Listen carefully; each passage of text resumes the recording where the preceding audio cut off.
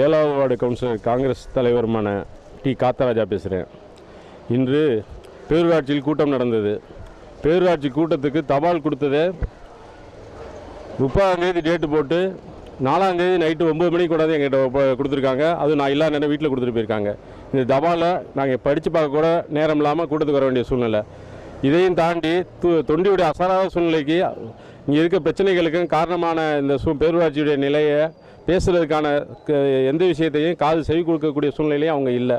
தலைவர் சேர்மன்ட்டையும் ஈஓட்டையும் இது சம்பந்தமாக கொஸ்டின் கேட்கும்பொழுது ஒரு தெளிவான பதிலோ ஒரு நியாயமான பதிலோ எதுவும் வராத காரணத்தினாலும் தொண்டியுடைய மக்களுடைய இன்றைக்கி துயர சூழ்நிலை காரணத்தை கொண்டோம் இந்த கூட்டத்திலேருந்து நான் வெளிநடை பண்ணுறேன்.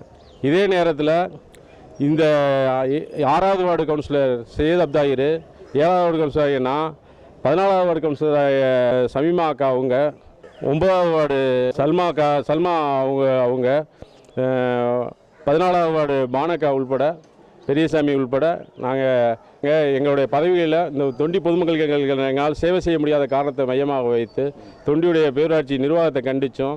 எங்களுக்கு சரியான முறையான பதில் சொல்லாத நிர்வாகத்தை கண்டித்தோம்.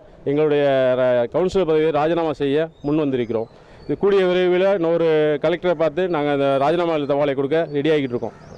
எந்த ஒரு பேரூராட்சி நிர்வாகத்திலையும் பேரூராட்சி நடக்கையில் ஒரு பேரூராட்சிக்கு எதிரான கொஸ்டின் கிளம்புவது, ஆதரவு கவுன்சிலர் வெளிநடை பண்ணுவதும் வெளியில் வர்றதும், அதேமாதிரி தலைவர் பதில் சொல்லாமல் எத்தனை போக்க பேரூராட்சியை விட்டு கூட்ட அரங்கை விட்டு வெளியில் வர்றதும், ஈஓ சரியான பதில் சொல்லாது நடக்காத சம்பவங்கள்லாம் தொண்டி பேரூராட்சி நடக்கிறத கண்டித்தும் இந்த ராஜினாமா முடிவை நாங்கள் இந்த ராஜினாமா முடிவை எடுக்கிறோம்.